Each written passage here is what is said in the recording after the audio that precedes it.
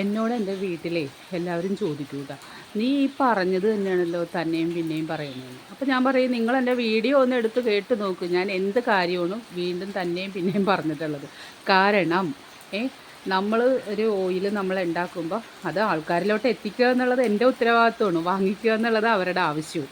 അപ്പോൾ അത് എത്തിക്കേണ്ട ഒരു ഉത്തരവാദിത്വം എനിക്കുണ്ട്. ഞാൻ പറയാണ്ടിരുന്നു കഴിഞ്ഞാൽ, ഞാൻ സംസാരിക്കാണ്ടിരുന്നു കഴിഞ്ഞാൽ എൻ്റെ ബിസിനസ് നടക്കുമോ, എൻ്റെ കച്ചവടം നടക്കുമോ? ഇല്ല.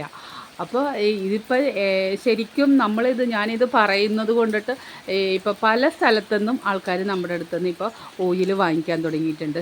കൊല്ലം, തിരുവനന്തപുരം, തൃശ്ശൂർ, പാലക്കാട് പിന്നെ ഇപ്പോൾ എനിക്ക് നല്ല ഒരു പരിചയമുള്ള ആൾക്കാരായി മാറി കേട്ടോ. അപ്പോൾ ഇങ്ങനെയുള്ള ഇവരെ ഒന്നും ഞാൻ നേരിട്ട് കണ്ടിട്ടില്ല, ജസ്റ്റ് സംസാരിക്കുക മാത്രമേ ചെയ്തിട്ടുള്ളൂ. അപ്പോൾ അവരൊക്കെ ഉപയോഗിച്ചിട്ട് നല്ല അഭിപ്രായങ്ങൾ പറയണ്.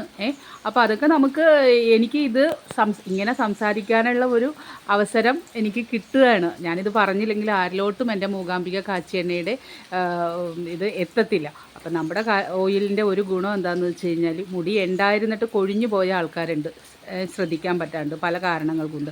അപ്പോൾ അങ്ങനെയുള്ളവർക്കൊക്കെ ഒരുപാട് നല്ലതാണ് നമ്മുടെ മൂകാംബിക കാച്ചി എണ്ണ. ആഴ്ചയിൽ ഒരു ദിവസമെങ്കിലും നിങ്ങൾ തലയിൽ എണ്ണ തേച്ച് കുളിക്കുക എന്നുള്ളതേ ഞാൻ പറയുള്ളൂ. അപ്പോൾ നമുക്ക് താരനുണ്ടെങ്കിൽ, മുടി കൊഴിച്ചിലൊക്കെ ഉണ്ടെങ്കിൽ പെട്ടെന്ന് മാറും. ചെറിയ ചെറിയ മുടികൾ വളർന്ന് അത് വലുതായി ഇപ്പം നല്ല ഉള്ളു തന്നെ വെക്കുന്നുണ്ട്. കാരണം എനിക്ക് ഒരു വിധത്തിൽ മുടിയില്ലാതിരുന്ന ഒരാളാണ് ഞാൻ. പാരമ്പര്യമായിട്ട് ഒരു മുടിയോ ഒന്നും ഇല്ലാത്ത ഒരാളായിരുന്നു. എനിക്കിപ്പോൾ അത്യാവശ്യം ഞാൻ എൻ്റെ വീഡിയോയിൽ ഞാൻ കാണിച്ചിട്ടുണ്ട്, ആ ഒരു രൂപത്തിലോട്ട് എനിക്ക് എത്തിയിട്ടുണ്ട്. അപ്പോൾ അത് തന്നെയാണ് എനിക്ക് സാക്ഷ്യം പറയാനായിട്ടുള്ളത്. അപ്പോൾ ഇതൊക്കെ തന്നെയാണ് എൻ്റെ മൂകാംബിക കാച്ചി എണ്ണയുടെ ഇന്നത്തെ മരട് നെട്ടൂരിൽ നിന്നുള്ള വിശേഷങ്ങൾ. ഓക്കെ.